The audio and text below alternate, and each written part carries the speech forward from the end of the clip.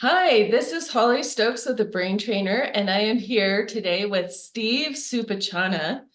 And Steve comes from the background of military, and I thought his story about his introduction to hypnosis was quite intriguing. So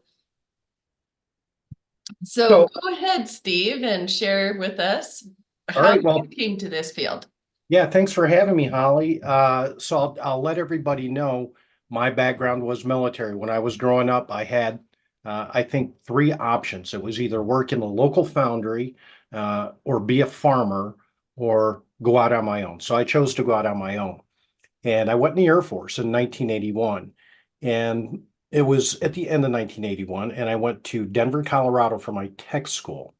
My tech school was going to have me work on various pieces of equipment. And one day, this was well before computers, they took my entire class. There was probably 20 some of us. Yeah. And they put us in a room and they said, "We're going to hypnotize you." And I said, "I don't believe in hypnosis. I'm too strong-willed. I'm not going to let it happen. And I'm going to resist all the way." Uh, I want to say I woke up 4 hours later. And it was an audio recording. They had us in this room on the floor, and it was an audio recording. And I swear I tried to fight it as best I could. And when I woke up, I was like, "Oh my gosh, what happened?"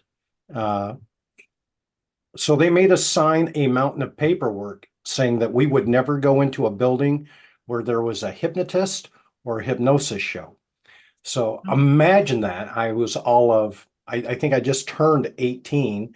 Uh, That's like setting a candy bar on the kitchen table and telling your toddler, "Don't touch that candy bar."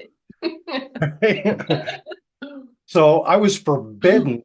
I knew zero about hypnosis, but from that day forward, because they made me sign all this paperwork and everything, I was going to do every bit of research I could on my own. And over the years, that led me down when computers came out, and we were able to find things. I'll put it that way. I came across Jerry Kynes. Uh, he, at the time, he was Omni Hypnosis. I believe that's what he owned, was Omni Hypnosis. But I came across his entire hypnosis training course, and I was like, "That's exactly what I'm looking for." So over the years, I studied his course off the books, of course, nothing formal, and figured, "Oh, I have this." And I would try it out on different people and whatnot, with varying results. Then I came out from underneath of that military umbrella, and I was able to get certified. Somebody sent me into the direction of the National Guild of Hypnotists, and I called this lady up and I was like, "Hey, I want to be a hypnotist." I was in Las Vegas at the time, living in Las Vegas, and she was in Michigan. And her name is Mary Salmon. She trained me. She was a previous stage hypnotist, and she was getting up in years, so she decided to settle on hypnotherapy. I wanted to be a stage hypnotist because I wanted to make people laugh. I wanted people to experience a good time because, to me, my definition of hypnosis is about the experience. Um, so she said, "Well, I'll come out to Las Vegas and we'll have a talk and we'll see if it's right." And I was like, "No, no, no." I was like, "Just tell me where to write the check. I'm just going to write the check." And she goes, "No, don't write me a check." Uh, so she's like, "I'll get with you. I'm coming to Vegas next week." So we sat down, we went from there. So in addition to training me on the curriculum that the NGH had put out to become a hypnotist, she had everything from her entire past, all her skits and everything, and she piled them up. She goes, "Here you go, Steve. This is all for you." And to say the least, like most hypnotists, we're all overwhelmed. So many scripts, so many affirmation, everything. What do I do for music, insurance? Everything was just getting piled on. Uh, but I became certified. I had another job. By then, I was retired from the military. I was working my way up through the ranks of a Fortune 500 company, where I became a senior manager. Uh, I would say one of the best things that between the military and the civilian environment, business environment gave me was exposure to so many different people.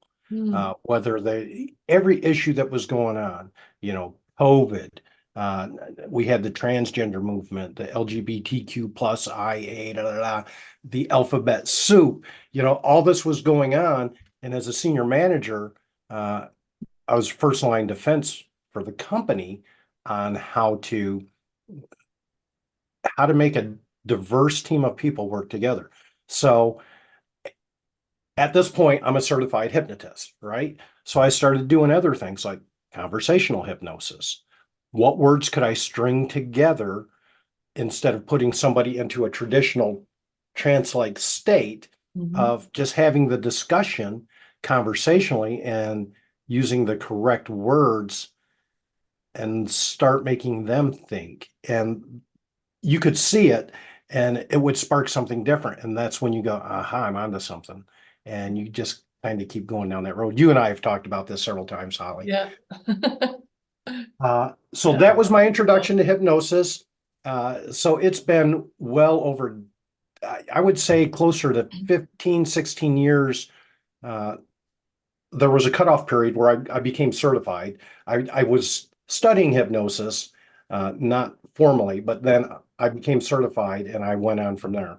Yeah. Uh, Attended so many different, you know, conventions, lectures, trainings. Uh, and at some point you got to go, I cannot be a student anymore. I've got to take this by the reins and actually apply it to what I'm doing. And I think that's the greatest part about hypnosis is applying what we've learned. And I always tell people, and again, you and I have talked about this, clean out your own house before you go to somebody else's house, right? So some people don't want to be clean. They don't want their house clean. They want their house messy and disarray. That's how they function. Okay, allow them to do that. And as hypnotists, we always pick on people. Oh, I know a good hypnotist that can help you with that. We've had this, I have this discussion when we talk about weight loss. You don't go up to a fairly large person and say, "Hey, I'm a hypnotist. I can help you lose weight." Because maybe that person is perfectly happy at that weight where they think that's the healthy weight for them. It's none of our business as a hypnotist what their perfect weight is. It's up to them. So, Yeah. what did that do?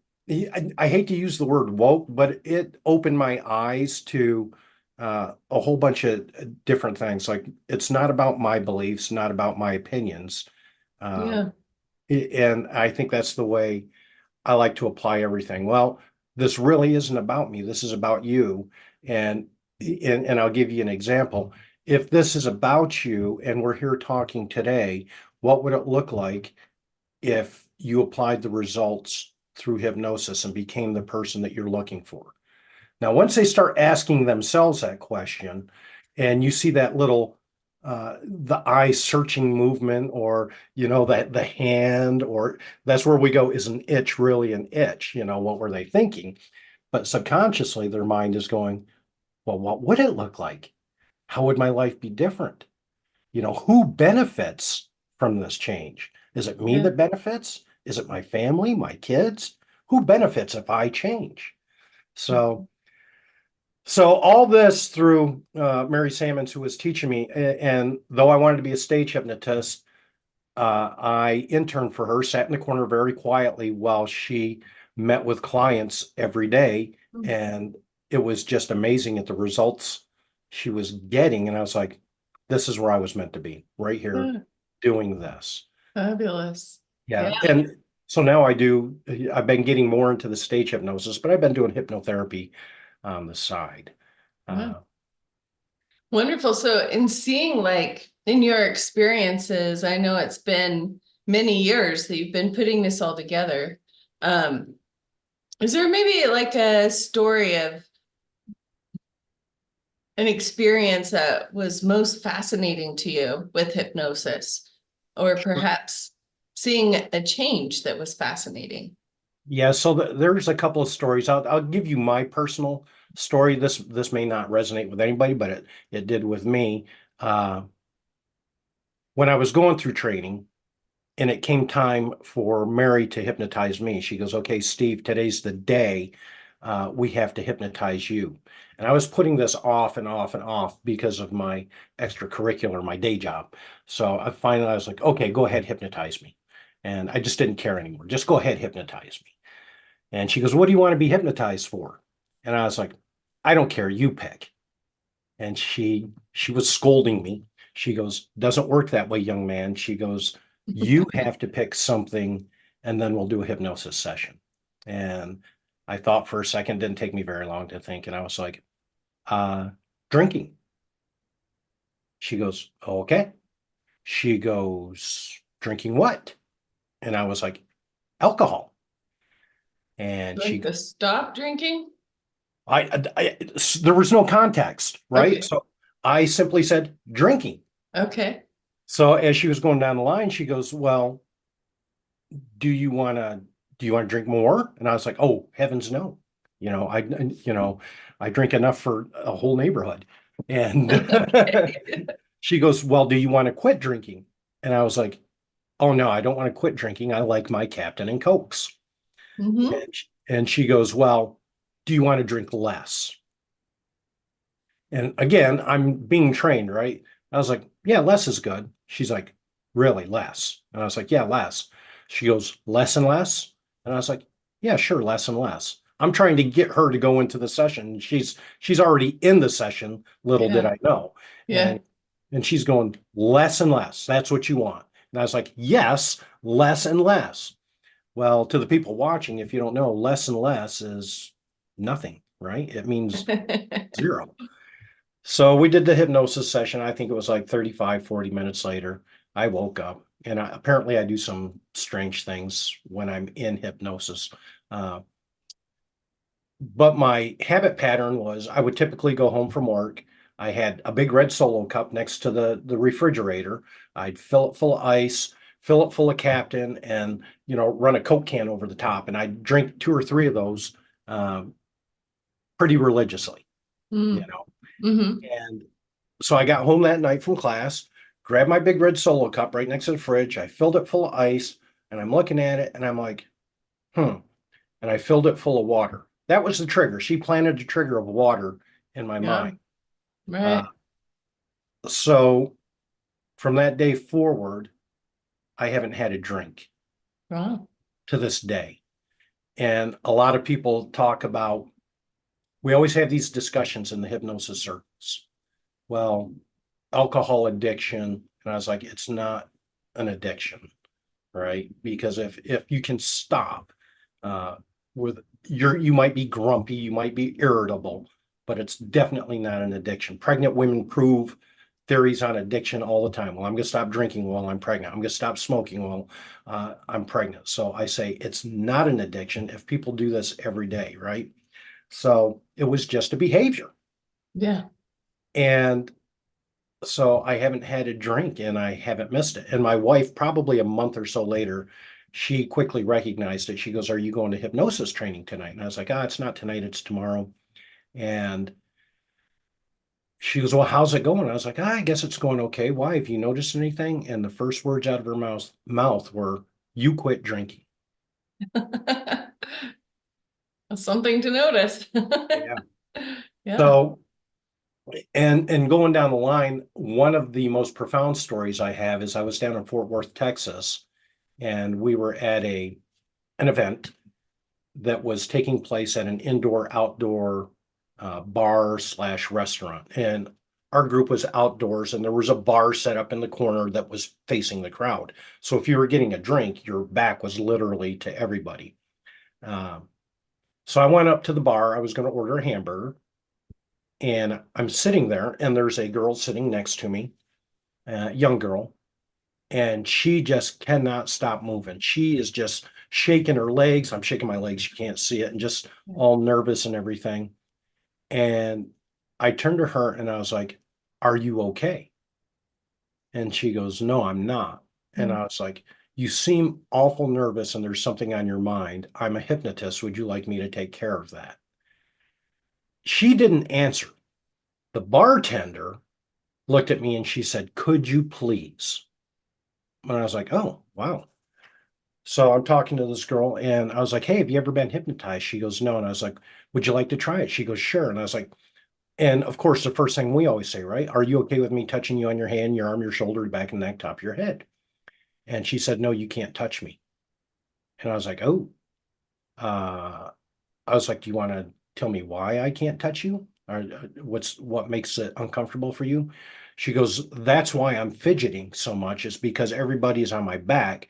She goes, 6 months ago, I was held up at gunpoint and they put the gun to the back of my head. So I can't take anybody behind me and I can't take being touched. And Wow. I was like, oh wow. So I'm sitting in the bar going, well, I've already offered this up and I'm already into it. So I was like, okay, so I'm not going to touch you. Let's just practice some relaxation, some breathing. When you're ready, go ahead and close your eyes. Boom. Eyes are closed. And I'm talking to her, just doing some ego strengthening affirmations and everything. And I was like, I think what you're going to find is not right now, but in just a couple of seconds, I'm going to put my finger on the back of your hand. And you're going to realize how non-threatening that is, and that my finger is there to protect you. So when you feel me touch you, you know you are 100% protected and nothing can ever harm you. So I did that, and she was okay with it. And I was like, okay. So I advanced it a little bit up her arm, then to her shoulder, and then the big one was going to be the back of her neck because that's where the gun was, right? Mhm. So I was like, well, it's either going to work or it's not, right? We never know. As hypnotists, we just don't know. So I was like, okay, in a second, I'm going to stick my hand on the back of your neck and it's going to feel 1,000 times better from when I've been touching you on your hand and your arm, your shoulder. It's going to feel so great. It's just going to make you relax even more. So I put my hand on the back of her neck and I just started wobbling her head back and forth. And I was like, oh my gosh, it worked, you know? And I looked up and I look at the bartender and she's just in tears crying. Mm. And so I'm talking to the girl that I have in hypnosis. I was like, now I'm going to talk to the people around us, and that's okay. You'll hear everything I say, and you'll just let that further relax you. So I looked over at the bartender and I was like, are you two a couple? And she was like, yes. And she goes, she has not let anybody touch her. You are the first person that has been able to touch her.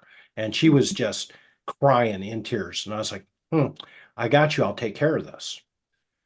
So what I did was I just transferred it. I'm still rubbing the girl's neck, and I was like, I'm going to take my hand off, and you're going to find something really fascinating tonight when you go home. Tonight, when you go home, you're going to allow your girlfriend to put her hand on the back of your neck to show you that she can keep you safe and nothing will happen to you. And it's going to feel even 1,000 times better than when my hand was on the back of your neck. So I quickly transferred what some people will perceive as a false association of power, right? We hold no Mhm. power over anybody. But in Mhm. her mind, she's like, well, his hand is okay. And he said it's going to keep her safe. Now he's going to transfer it to this person. Mhm. So we did a couple of things there, right? So we got her over, and I just want to call it post-traumatic stress because I don't believe it's a disorder, number one. And people will argue that, that's fine. And then we got her to let go of that stress related to that moment. Yeah. So there was immediate change. And this entire bar full of people were watching, and pretty soon I'm hypnotizing people left and right. And of course, I planted some triggers in this girl's mind, but it was amazing. And I will say that my best results have always been impromptu and free. I haven't figured Mm. that out yet. So you're just, I was in Crystal Hot Springs up in the northern part here, and the subjects always come up. Hey, what do you do for a living? I'm a hypnotist. We're in a hot tub. I had a girl quit smoking in the hot tub. So for a while, I was going around as the hot tub hypnotist, you know. Right. Uh, but those are just a couple of examples. I mean, there's Yeah. literally thousands, right? I mean, everybody. I just had a girl that was a barrel racing client. She wanted to uh, increase her performance in the sport of rodeo and barrel racing. Yeah. and she had a big barrel race down in Las Vegas, and I went down there, and she actually knocked 2 seconds off her best run while she was there on the first day. And Wow. I thought that was so amazing. She didn't, we don't show up, but I walked around the corner and I was like, oh my gosh, that's amazing. She came out all hugs and kisses. Thank you, blah, blah, blah. Hey, this is the guy I've been telling everybody about. They don't know about hypnosis and how it can mentally prepare them Yeah. for competition. Yeah. And then the very next day, she goes, you're not going to believe this. I knocked another 2 seconds off my run. She goes, I have never done this good in my entire life. Wow. So it's testimonies like that really help. So, Yeah. Yeah. and That's awesome. yeah, So, and just to clarify, you said something earlier. You said you went through where the lady had experienced the gunpoint and kind of had that, anchor, that association to it. You said ego strengthening. So in hypnosis, the NGH world, we know the word ego has kind of gotten a bad reputation. It's in charge of all the self-serving ways that we sure. show up and don't like it. But in the context of this, the ego strengthening process that you're talking about, it's actually more like strengthening that inner sense of self and who we are, kind of what would you say? Kind of like confidence, but it's more than confidence. It's that inner sense of self. Yeah, that you hit it right on the mark, Holly. That was perfect. And I mean, you're right. So many people will hear the word ego and attach a negative connotation to it when in hypnosis, when we're talking about somebody's ego, we're literally trying to build them up and give them that sense of self-worth, you know. Yeah. And and I always tell people, I love my mom and dad. I really do. I appreciate everything they've done for me in their life. But as we look back and how our parents raised us with their beliefs and everything else, has a lot of input on how we view the world. Yeah. And then we go on and we raise our kids and do the same values and beliefs transfer over, or do we go, oh geez, like, I look at my kids and they're all over on what I'll call the political spectrum, right? Far left, far right, blah, blah, blah. And when I hear people say, well, I don't believe in hypnosis, I was like, are you kidding? Look at politics. I was like, if I keep putting this message on the news in front of you every day, Yep. eventually you're going to believe it, Yeah. right? So, and I stay politically neutral, and and there's points on both sides that can be argued and agreed and disagreed. So I'm like, why are you making this about dividing yourself from your neighbor? Shouldn't you be over there going, hey, I'd like to really hear your point of view, blah, blah, blah. And I'll tell you, I've been on some wonderful live events where we've debated both sides. And uh, when you can get people that have honest communication, Yep. it's always so much better, and you leave the room as, hey, I have a new friend now. It's not, oh, I can't like him because he's a Democrat or a Republican or whatever, or Jewish or Palestinian. Yeah. Um, you know, And when we can have those honest, open conversations where we're not blaming the other person for their point of view, right. you can recognize that usually underneath every point of view, there's a higher value, a Yeah. reason that they have attached or focused on this point of view. So, and that's the place where we can come together and create Yeah. bigger change in the world at Yeah. large. And I truly believe that's part of our charter as hypnotists, is to go out there and maybe help people see differently, to question things differently, not necessarily uh, putting up an opposition to their point of view, but go, well, what if this were true? Or what does this look like if this happened? And then we can have those conversations. But people that just go, oh, Orange Man bad, we got to lock him down, or Yeah. whatever they say about Biden, let's go, Brandon. you know, and I'm like, really? That's your argument? I was like, I don't have time to waste on those anymore. But I see it even in the hypnosis world. I saw somebody's political underwear showing. And they literally, I didn't know the person, but they literally made a snarky comment. So I made it a point to go look at their profile because they were in some of the groups that we're probably both members of in the hypnosis world.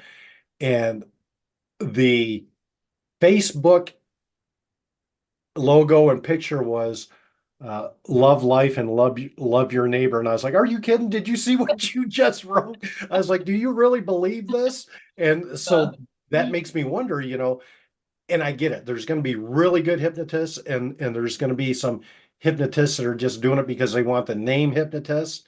Uh, but when we look at our charter, what is it that we should be doing? We should be healing and mending minds and fences and allowing people to live their best life. Yeah. Well, and it kind of goes back to the comment you made earlier, clean your own house first Yeah. before you go and tell somebody they need to clean theirs up. And of course, anytime we have an ideal, we all have some way that we're showing up to that ideal and other ways that maybe we're not even aware of that we're not, or Yeah. that we're not following through. And so, we're all kind of figuring it out as we go, I Yeah. guess. And Yeah. and we keep going. And I think about because I was in the military and dealing with the military for so long, uh, I didn't know how to handle them because it was literally on our security clearances. Have you ever been hypnotized? Wow. That's a question. It's no longer on there. So because I have friends in certain places that I call, I go, hey, what's the in-doc statement look like? Steve, we got rid of that whole statement. You can hypnotize anybody you want. Just make sure that you let them know in these certain career fields, if they do get hypnotized, they still need to let us know. And I was like, that's Mhm. perfect. And people ask me, well, you hypnotized me. What do I tell these people? I was like, you tell them that you were hypnotized by Steve Supachana. They will call me and we'll take care of it. I was like, but it's of no concern of you. Yeah. But one of the discussions I was having, I'm sure you have, I don't know if you have this book as well. This is like my little green Bible on, No, uh, Dave Ellman. yeah, the Okay. Dave Elton book. So this is one of the very first books that I bought. But uh, Larry Ellman, the son of Dave Ellman, Larry and Cheryl, a lot of people probably don't know this. Larry was a full bird colonel who worked at the Pentagon in the Wow. Air Force. So I Wow. was, so I got with him one day and I'm like, hey, Larry, here's what's going on. Let me see if I can get that up there. And he autographed my book for me. But we were Nice. talking about doing hypnosis in the military. Yeah. And he's like, just don't do it. And he brings another guy over. He goes, I'm going to go get another guy and we'll have this discussion. So he goes and gets this other guy. And if you know Larry, he's typically in his wheelchair. Mm.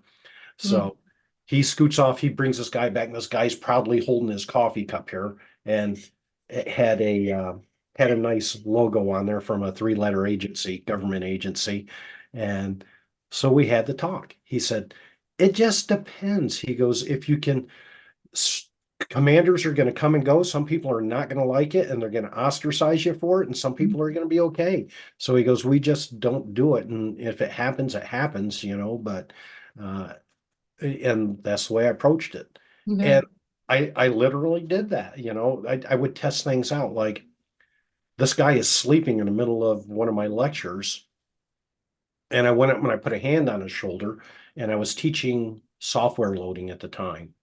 And and I was like, and you'll always remember this, just as if you were awake.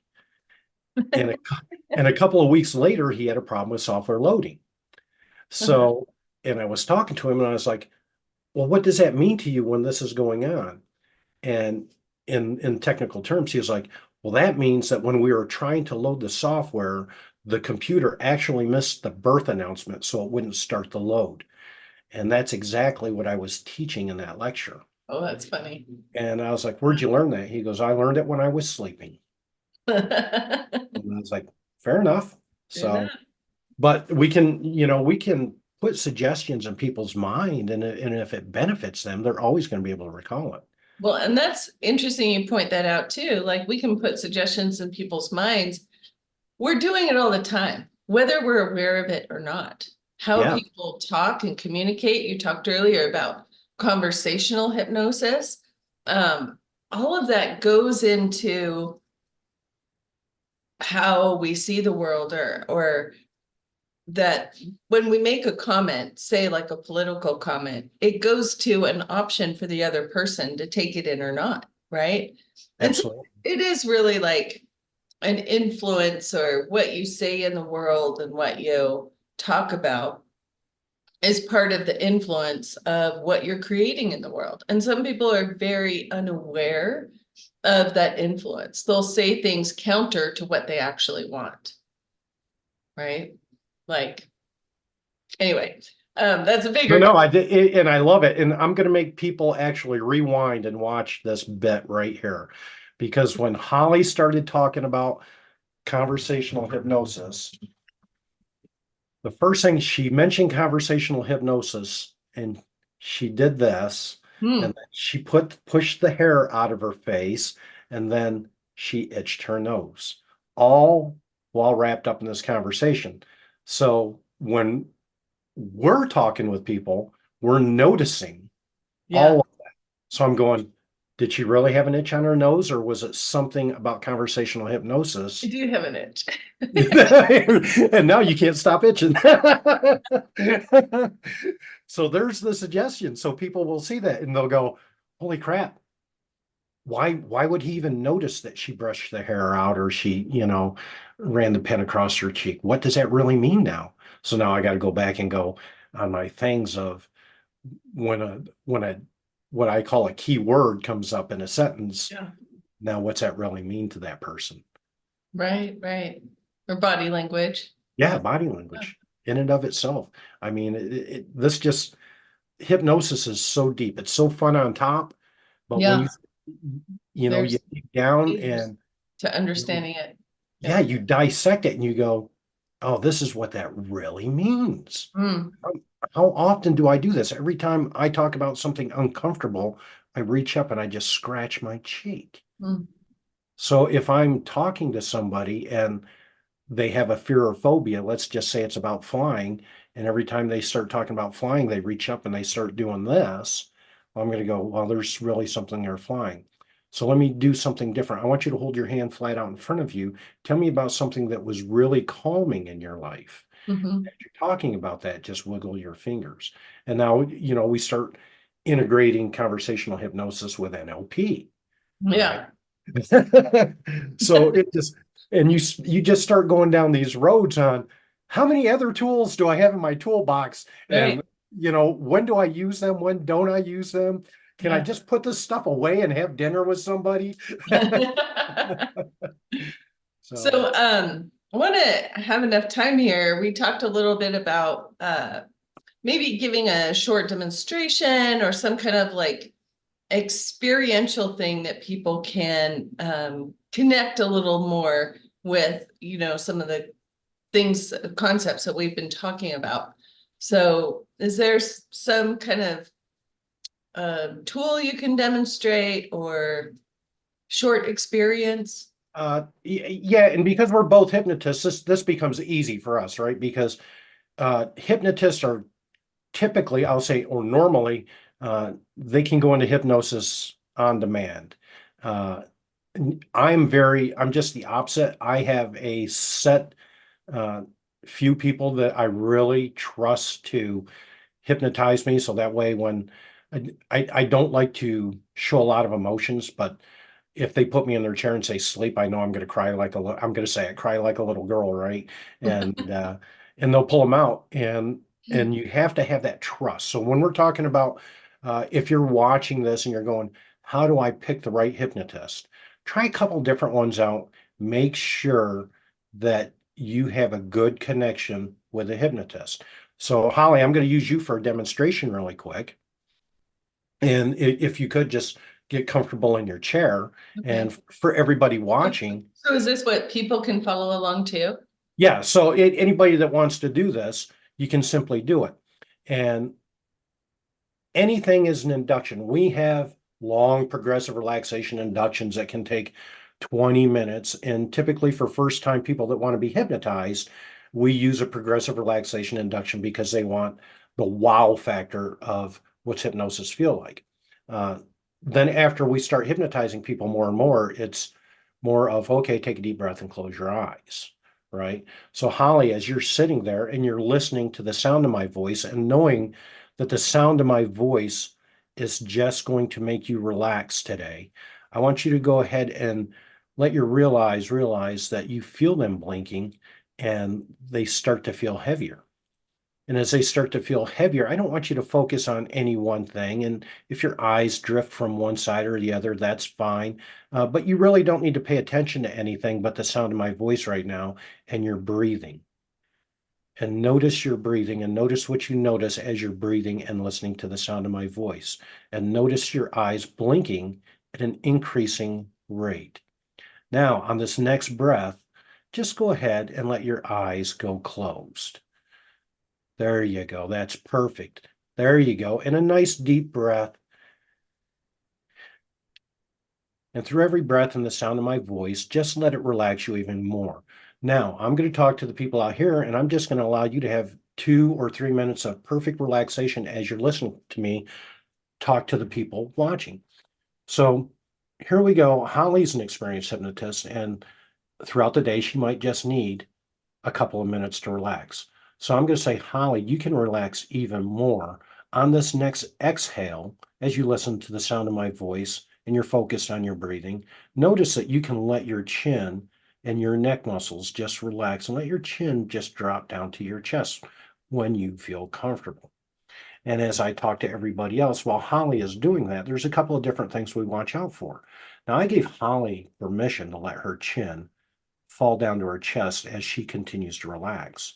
But we learn many different ways. Now, maybe Holly doesn't want to give herself permission and she needs me to give that permission. So I may say, Holly, in a moment, I'm going to snap my fingers. And when I snap my fingers, I want you to go ahead and let that chin go to your chest now. And just let that chin go down.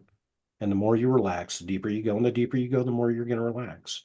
And just allow yourself to hang on to this relaxation for the next couple of minutes.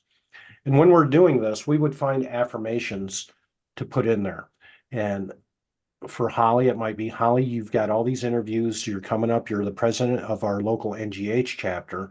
And I want you to know how good of a job you're doing. And it's not just the personal job of taking care of everything, but it's the mentorship that you're providing to all the other hypnotists out there that really just have scratched the surface on this profession. We start looking at things on how to incorporate business in a box and how to market ourselves. Everything that people don't think about hypnosis, all the back end, and how we can help these people even more. And know that simply you talking about the profession of hypnosis and everything you do, it shines more of a light on exactly what we do and how we do it. And you often realize that things that we take for granted and we think are insignificant to the young up and coming hypnotist out there, it might be very profound as they go, oh my gosh, I can't believe that really happened. And certainly you have those aha moments when you were dealing with people through one of your programs or something like that, where you said, oh, I know I just said that, but that resonates with me so well. And I need to do this to make my program stronger, have my clients invest in me more. That's right. Yes. You know that those are there. So as I talk to everybody else while Holly sits there and relaxes and she lets those things just go through her mind, the fleeting thoughts and memories going through her mind of things that she might think are insignificant, but they really add great value to everybody. Just let those go in and out of your mind and see how you can further apply them to yourself in everything you do every day to make our chapter even stronger within the NGH. That's right. We may do things together or individuals, but we're all on the same team, are we not? That's right. So I'm going to talk to the other people. I'm going to give you just a few more moments to hang on this relaxation. And you're going to find that you can go any time during the day you have a challenge or an obstacle or a thought, a negative self-talk that maybe your brain just threw out in front of you and you have to address it, you can simply close your eyes and think of the time where you sat in this chair and we did this quick little thing, and you can put yourself right into this state of relaxation and figure out how to change the thought, the feeling, the behavior associated with that negative self-talk and go, well, what if I change my feeling to one of I'm not a victim, but I'm victorious? How would my behavior change? Would that change the way I think about this thought? And if I'm thinking about this thought and it's such a negative thought, where's it coming from and what's it really telling me? Is this something I can let go? Or is this something just designed to get in my way as I have a simple challenge and I want to procrastinate? That's really what procrastination is, right? A thought comes into your mind, you want to get it out of your way. Just change your thought or your emotion about that and let the behavior, the new result, just stand out in front of you. So we talked a little bit earlier about how people learn different. Some are persuasive, some are direct. Uh, what are the directions that you use with people? So typically, when I'm going through, I'll start with a persuasive, and I might go ask their permission when you're ready, words to that, or I may say, and now you're going to do this, and be very direct because people learn differently and we have to be prepared to change differently. So in a moment, I'm going to count from 1 to 3. Your eyes are going to be open, wide awake and alert, and you might just brush that hair out of your forehead and out of your eyes and wonder, did I really have to do that? 1, all the feelings, good feelings coming up into your body. You breathe in all the good. You exhale all of the stress and anxiety. 2 times more aware of all your surroundings. And 3, eyes wide open.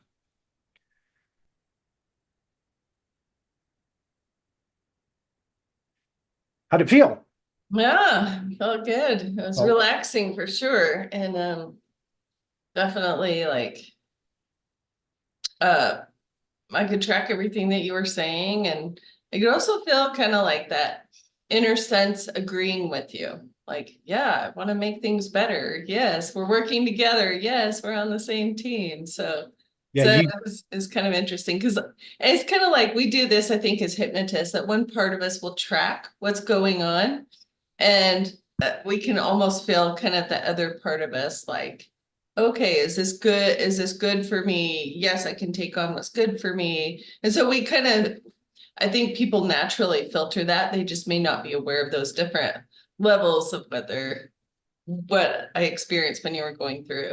Yeah, that's such a good observation of, we're trained, so we know what to try. We know what we want to track in our mind.